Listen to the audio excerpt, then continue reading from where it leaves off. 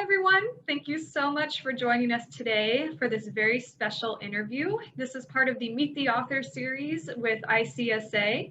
Joe Szimhart will be interviewing Debby Schriver today on her book that was published in 2018 called Whispering in the Daylight. And I'm very excited to learn from Debby Schriver and what her experience was in the process of writing this book and this very interesting topic, which you will find out shortly, on which the book is on. So thank you so much, Debby, for being here, dear friend and colleague, and thank you, Joe, for interviewing today. Okay, thank you, Ashley. Hi, Debby. Good to meet you. Hi, Joe. Happy to be here. Yeah, so by the way, just to start this out, I bought a signed copy of this at an ICSA conference, and then somebody sent me one. So I have 2 copies of this book. You only need to read it once. Yeah, I can only do one at a time. So the book, the subtitle is The Children of Tony Alamo Christian Ministries and Their Journey to Freedom. And that's the concentration, but you do a lot more. You cover the history of this group and give us a context and then update us with what happened to the people that were victimized by it. But let me just read briefly from the flap, just to give the audience an idea of what we're getting into. Okay. Beginning in the 1960s in California, erstwhile music producer Tony Alamo became interested in authoritarian religion and, along with his charismatic wife Susan, began gathering followers. By the 1970s, Tony Alamo Christian Ministries had established particularly strong footholds in Arkansas, as well as maintaining outposts in California. The ministry gained a legion of followers with branches not only in the USA, but in places as diverse as Africa and Sri Lanka. Even though their leader's eventual imprisonment under federal charges related to transporting minors across state lines for sexual purposes, Alamo's vision survived and his community survives him today. So that's the context we're dealing with. And the other interesting thing about this book is that there's illustrations in the back done by some of the victims about themselves, and it's quite provocative. I think it's a good addition to the book. So anyway, I'll just read one more thing and then I'm going to launch you into talking about the book. It says here, in the early years, in 1964, while working at Los Angeles music promoter, Alamo claims that God strikes him temporarily deaf and tells him to spread the word that Jesus will return soon. So that launched the spiritual journey. Whether it was true or not, that's an attractive thing to say. So Debby, tell me how you got into this project and what motivated you to write the book. Well, the project found me. There was a family in Arkansas who actually fostered and then adopted a number of children who were taken in the FBI raid in 2008. They were born and raised in the Tony Alamo Christian Ministries, and they had been living with this family and presented very well to the outside world. They knew how to follow rules. They had good work habits. They excelled at school, but they weren't talking about what was really going on inside, and they weren't talking about their experiences even with each other within their foster and then adopted home. And so the parents actually contacted me and asked if I would write their story, and they thought that might give them an outlet, give them a way to really talk about what was going on inside of their thoughts and their emotions. So I met the parents, the adoptive parents, and I really didn't think I was the one to do it, but they convinced me to do it and changed my life. So how many years did you work on the book actually before it finally was published? 5 years. It took me, I had a learning curve. I did not know about cults. I did not know much about coercive control. And I did not know about the Tony Alamo Christian Ministries. And also I needed to develop a relationship with the children, and they had to trust me and it took me a while. I did over 300 interviews to really, and it's interesting. I think all of us have a different memory of events, but it was really difficult at times to find out what really happened with people because so many survivors have different memories of the same events. So it took me a long time. So you say children, but how old were they in general when you met them? When I met them, the youngest one was 8 and the oldest one was 20. Okay. Yeah. Wow, fascinating. So during this journey, you were on a learning curve. What was your best source other than the group and the group members to try to put this in perspective on how these cults operate and what do they mean in context of sociology or religious studies? How did you figure that out? I read every book I could. I did a lot of reading, and I also went to International Cultic Studies Association conferences and had interviews and talked with the scholars, talked with practitioners, people who have worked with cults. It's not easy to find people who have worked with cult survivors. So I did a lot of studying before I did much else. Okay. And the book does mention that this group still goes on today. Could you describe briefly what's happening? How do they operate and how many of them are there? We don't know how many there are, but they are still, Tony Alamo owned a lot of properties. And when I first started working on the book, he still had compounds, but those have been taken by the feds and sold for restitution for the survivors. But there are a lot of properties that still belong to the cult. And even though Tony is dead, he ruled from prison wherever he was, and he's ruling now. We pretty much believe we know that 3 of his cronies are running it. They have a pretty strong following now located in New York City in Manhattan, where they hand out their tracts and invite targets to their restaurant for a free meal, and then they take them to the 2nd floor of that building and indoctrinate them. Yeah. Now to go back in history a bit, this group was known from the outside for its businesses. It created these designer clothing products that celebrities bought in Hollywood and whatever. Tell us a little bit about their industry, what kept them going and how, what kind of work conditions they worked under. It was, it's an interesting cult in that there was an outside view and an inside view. And Tony and Susan Alamo really presented to the outside as kind of strange people, but engaging. And he had lots of businesses. And what he is most well known for, as you mentioned, are these bedazzled blue jean jackets. And the children and the women worked in warehouses on those jackets. And when I say children, when children were 8 years old, they went to work, and they worked 24/7, 7 days a week in squalid conditions. And these jackets went for lots and lots of money. Stars, Tony liked to present them to stars such as Brooke Shields, Dolly Parton, lots and lots of stars, and take photo ops with them. And they are now, you can go to eBay and find them for exorbitant prices. My goal is to get those jackets back and auction them to pay the children who made them. Tony also had a lot of other businesses.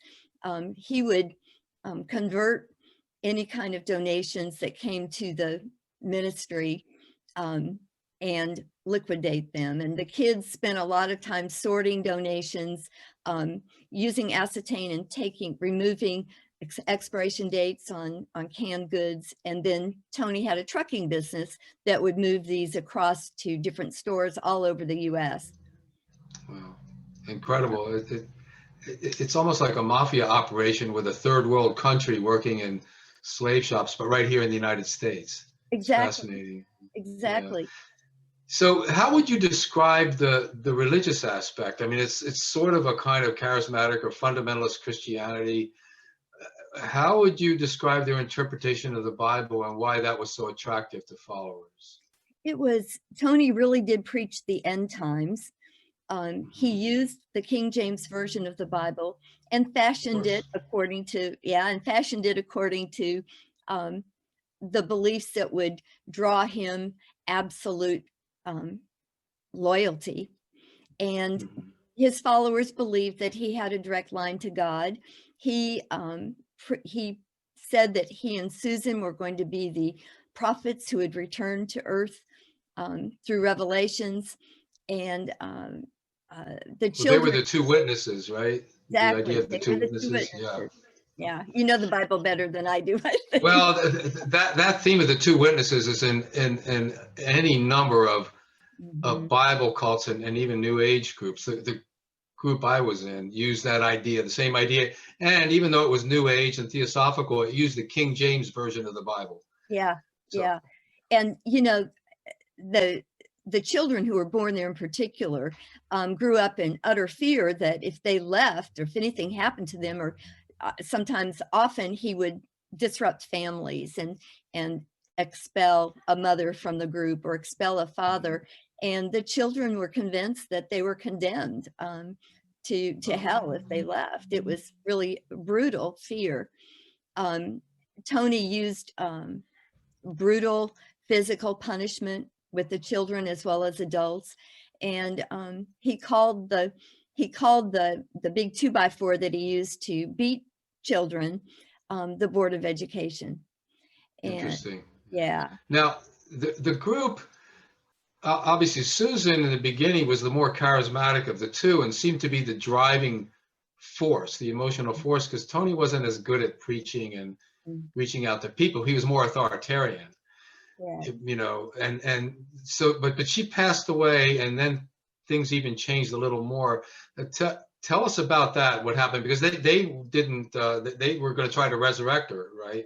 Correct. Yeah, give us a little context on that. Oh, it was pretty bizarre. Susan actually was the charismatic figure, and she told everyone her whole life that she had cancer, and it was prayer that was keeping her alive. She said that for years and years. Even when her daughter was a little girl, her daughter believed that. And, you know, ironically, she did die of cancer in 1982. And on her deathbed, she said to Tony, you're going to have to disband the church because you'll wreck it. And when she died, I think he was very frightened, of course, that he would lose his power and wealth that came from the fellowships. And so he dressed Susan in a wedding gown and laid her in the casket and put this casket in their dining room on Georgia Ridge in Arkansas. And for 6 months, he ordered his followers to lead a prayer vigil around that casket 24/7 to pray for her resurrection.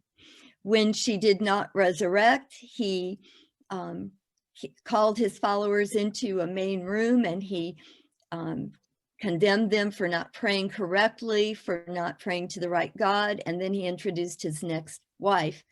And this wife in particular looked very similar to Susan. And she left Tony a few months later because she was convinced that he was going to have, he was trying to get her to get plastic surgery. And she was convinced, and I am too, that he was going to introduce her as a resurrected Susan Alamo. And she left. But after Susan left, he took a really, really evil turn. Although it's important to note that Susan Alamo was never kind. She was never loving. She was very brutal in her own way. And I think some followers remember her as being kind of the good old days, but they weren't. Yeah. I find that with a lot of ex-members, they sometimes will like the leader that died and not the sub-leaders that took over. You know, like Siddha Yoga, Muktananda was considered great, and then Chidvilasananda, not so great by some of the ex-members that I've talked to. But anyway, that's a whole other story. But the group, its foundation in that kind of charismatic or ecstatic experience that Tony claimed to have, going deaf and then hearing the voice of God. Did that become kind of a legend that the members told, that that's how the group was founded? I mean, did that become like a foundation myth for the group, or did they talk about it? About Tony being, no, not really.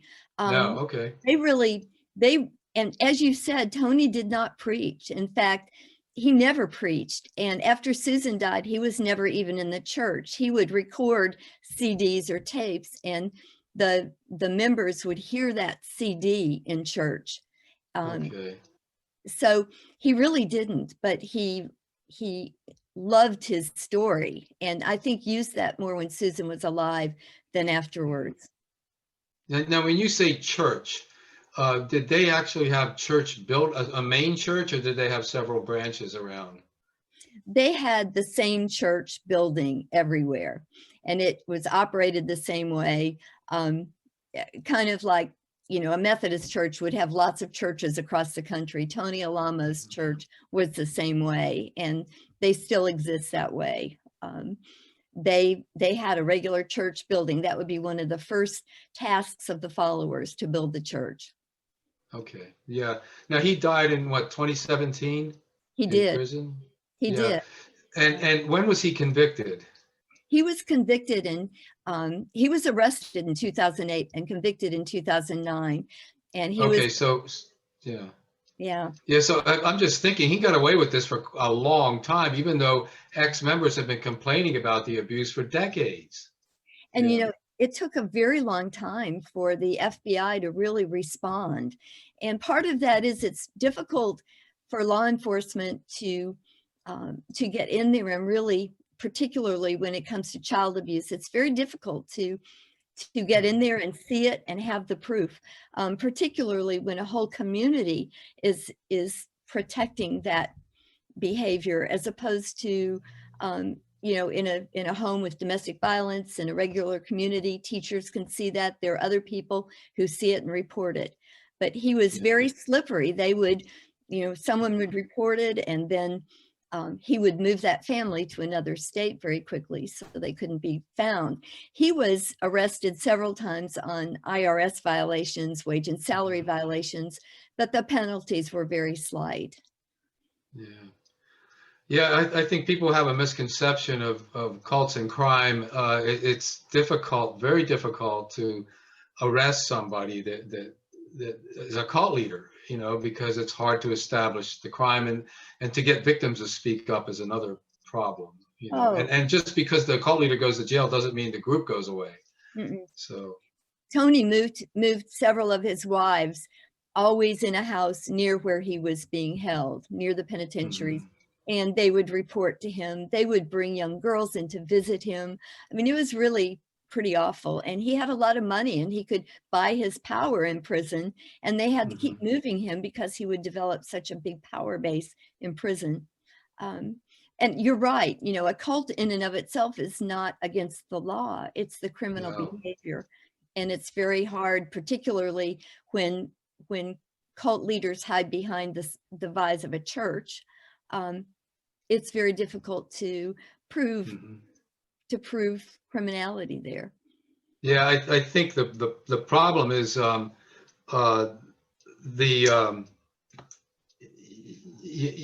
I try to explain this to people, that you can't attack the beliefs, as bizarre as they might be, even if they're lies. You can't prove that they're lies, because, you know, was Moses lying when he said he saw God on a mountain in a burning bush? I mean, that sounds fantastic, but an incredible world religion developed out of that experience. And so the law stays away from that. I think justifiably so. That's, at least that's how the US Constitution was founded, to separate that kind of behavior from the state, and not to tamper with it too much. So as a result, groups like the Alamo Foundation, they take advantage of this. It's a big loophole. A huge loophole. And, there are also other groups that do this and will particularly go to college campuses. And it's very difficult for college administrators to deal with that church versus state kind of issue. Yeah, great. Why don't we get to a reading? If you've picked a passage, could you please give us a taste of what the book sounds like? Happy to. Thank you. I will read. I'm going to read the prologue, which is brief. I'll get to it.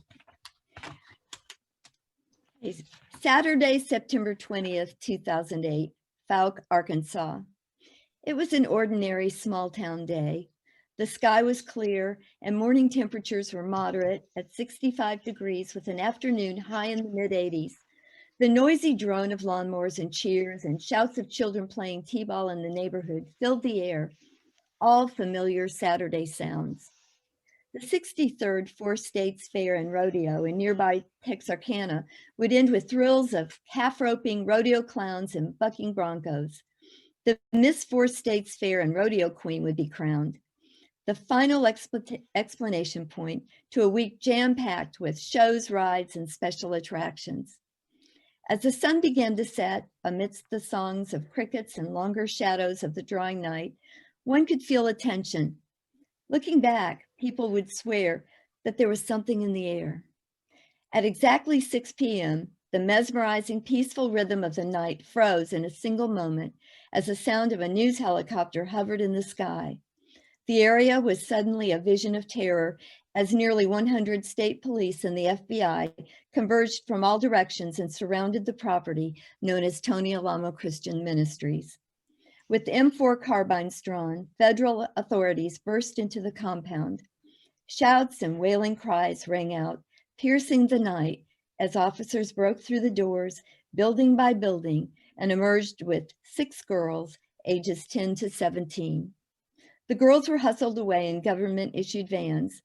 Officers armed with Glock 40 pistols and MP5 machine guns cordoned off the property and assumed posts around the border. The lines were drawn. News spread quickly. A small crowd gathered at the local car wash to catch a glimpse of the raid on Tony Alamo Christian Ministries. To many, the events were a welcome relief and long overdue. Mayor Terry Purvis said, "I've been waiting on this for 3 years." That day in Fouke was far from ordinary, and it was Tony Alamo's birthday.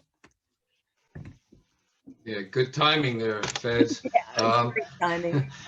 One thing I wanted to ask you, because you're involved in cultic studies now in a very significant way, but this kind of group is, in terms of the cults that are active out there, is a little bit more of the exception than the rule. In other words, it's ridden with crime, and I think the public has this idea that to be a cult, the leader has to be sexually abusive to the followers, has to be physically abusive, has to abuse power and money, and end up in jail or something like that, like Charlie Manson or whatever, which is one extreme version of the story, but it masks so many variations of influence that we call undue influence out there. So could you speak to that a little bit, since you've studied this phenomenon? Absolutely, I'd be happy to. I really learned a lot about that. I think my first impression of cults came from the stereotypic views that we see in movies and media. And you're right, the sensationalized version is very uncommon. I think more insidious, actually, is the control just of mind and of the power of influence of controlling day-to-day life, controlling thought, and allowing or enabling or controlling an individual to disengage their critical thinking. And so, and this can happen one-on-one, it can happen in a small group or a very large group, it can happen online. And so I think we need to kind of do away with the expectations of what we think a cult looks like. It doesn't look like anything in particular often. It's more what kind of behaviors are happening between two people, and then three people, and then maybe many more. Okay. Yeah, that I think is an important point. I mean, the Alamo story is dramatic because it has all the juicy parts to it that Right. that make a story like that worthy of a Hollywood movie or something, you know. And but there's the backstory behind this is the way he was and Susan were able to influence people. What was that dynamic?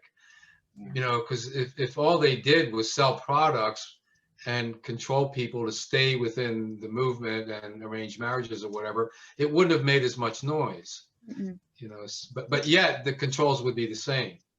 Correct. And you know, I think that we all think a takeaway from this experience for me is realizing any one of us can be lured and seduced into a relationship where our power is not balanced. And we all have those vulnerable points. And Yeah. Susan and Tony took advantage of those vulnerable points, and they were really smart. And they would go after smart people who then could recruit for them in exactly the same ways. Yeah. Well, I think predators have to be smart to be successful. They have to know their prey, Mm-hmm. and they're very observant. You know, so that's part of the personality of I think this kind of a leader.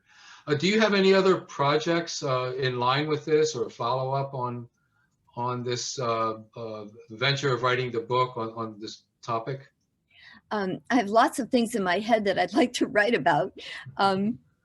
One in particular goes back to first generation members, people who joined at some point. I had a lot of kickback from survivors who had left, who had joined the cult in the 60s and 70s. They were upset because I wrote about their children instead of them. And it took me a while to understand that. And I have gotten to know a number of first generation people from this cult as well as others.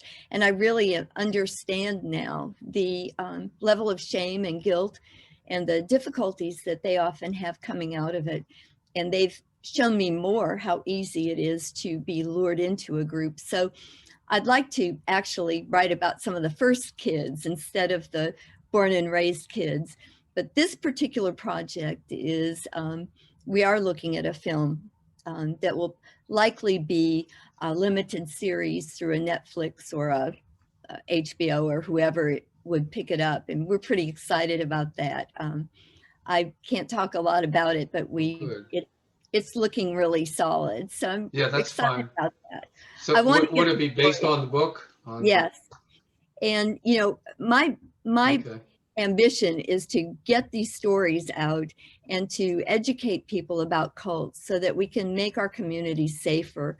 And I want the children to, you know, a book doesn't make money, and I want the children to be able to benefit financially, some from what we do. And so I'm hopeful that that will do that for them. I'm also setting up a foundation. It's called Keys to Me, and it's going to be focused on providing support for education for cult survivors, and also for providing community education so that mental health workers, law enforcement, people out here can provide the kind of support that survivors need to be successful. Yeah. The authors, Pratt Canis and Aronson, wrote Age of Propaganda, and in that they mentioned about influence techniques, and they say to be forewarned is not to be forearmed. You can study about this. You can take a workshop on it. You can have your kids in high school look at a whole thing about cult influence, and that does not guarantee that they won't get into one. Mm-hmm. I've run into this over and over again. So, you know, maybe we could, or you could talk about that a little bit. That's absolutely right. And, you know, often, you know this, often cult survivors end up in another cult, even though they've had some sort of support and education afterwards. I really think it has to do with knowing yourself more than knowing what else is out there, but really knowing yourself and knowing your vulnerabilities and feeling, having a goal and knowing healthy ways to make decisions, and knowing what your vulnerabilities are. And all of us have blind spots, so all of us can be taken in that way. But I think it has a lot to do with knowing oneself, frankly. Knowledge doesn't necessarily keep you from falling prey. No, all of us live in that eternal mystery of not understanding what life is completely about, and we all would like to know, I think. Yeah. So when you hear that voice that's saying something, whether it's an atheist or a scientist or whatever, that kind of puts the picture together for you, it's attractive. You want to read about it. You want to maybe hear a lecture, and that's usually the first step of compliance, is that it makes sense. Mm-hmm. And then the next step is the invitation to go down the rabbit hole, so to speak. Yeah, and it's very sleazy. I mean, it's very difficult to see it happening, and I think it also is important to note that cults, this sort of coercive control happens in every topic. I think I probably would have been most vulnerable in my young years as a college administrator, going to workshops to develop my supervisory skills and that kind of stuff. Had I, just picked off a map, I could have maybe ended up in NICSIUM or in some other kind of program that might be a pyramid kind of scheme or whatever. There's so many ways to get hooked. Yeah. Well, one thing is that not only are they attractive, but they give you a purpose in life, which people like to have. At least most people do. So, Right. Yeah. So we're running low on time. Is there anything else you'd like to read or say at this point? And any future projects, not just what you said you were doing, but do you have any other talks coming up or conferences? I will be doing some talks for ICSA in Montreal. It'll be virtual conferences here, but I'm particularly now interested in the elderly and how people who are in cults who are elderly are not served, what their needs are, as well as survivors who are elderly, as well as people out here who are targeted as the elderly. So I've been doing a bit of research about that and have a program about that. I think something that we haven't talked about, but I think it's important to remember that children don't have control over their lives. And I think we really need to realize that children are never safe in coercive environments.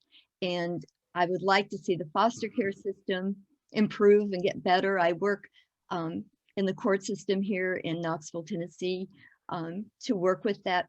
And it's a terribly broken system, needs a lot of work, needs money.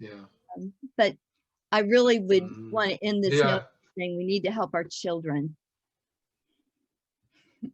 Yeah, I agree. I work in a psych hospital and have for 20 years, and I meet, children and youth services are something that I deal with a lot because of the patients we get in that are on drugs and they have kids, and it's a mess. I agree with you. There's not a lot of money and support in it, and thank God there's enough people, there's some people trying their best at relatively low wages to do really hard work. Yes, absolutely. And there are more good foster homes than bad. It's just that they're not prepared for lots of the children that come their way, because it's a system that is supposed to be short term and ends up being where children end up living until they age out of it. And it's just not right. Yeah, so no, you're right. So I have this there's this parallel that people have in their minds that being in a cult is like being mentally ill or something wrong with you, that you have to be, there must be some reason you got that way, and of course it doesn't add up, because most people in these groups are relatively functional. In fact, they have to be good deployable agents, and even to stay in a cult, because cults will throw out people that are a burden to them. If they are mentally ill, they get kicked out. So I think that maybe comment on that a little bit, and why there's such public confusion over this, as if there was something really wrong with you for being in a cult. I think that we separate so much from it. We look at it and it seems so odd to us that someone could be controlled so much. and so thoroughly. And so I think we say that couldn't possibly, a healthy person couldn't do that. And if you were healthy, why don't you just leave? And you and I both know you can't just leave because you're being controlled so completely. I know the survivors I've talked with who were born and raised, have said to me, how could I be so stupid to believe this stuff? And I said, you did exactly the job you were supposed to do as children.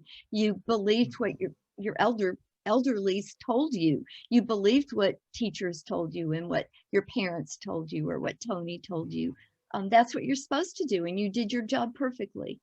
No, I agree, and I think it's just a matter of what system that you get caught up in. I mean, one of my peers said, what's the main reason people end up in cults? And he said, there's just two words: bad luck.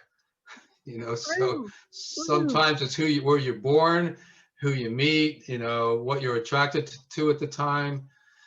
On another day, you may have not gotten into the Unification Church for 20 years. Yes. If you had skipped that meeting, that's how it works. Yes, absolutely. I think you're right. Yeah. It is bad luck. We have good luck. That's a big part of it. Yeah. So we're running, I think we're past the time. I really appreciate meeting you here, and this has been great. I enjoyed your book. And good luck with the next project. Thank you, Joe.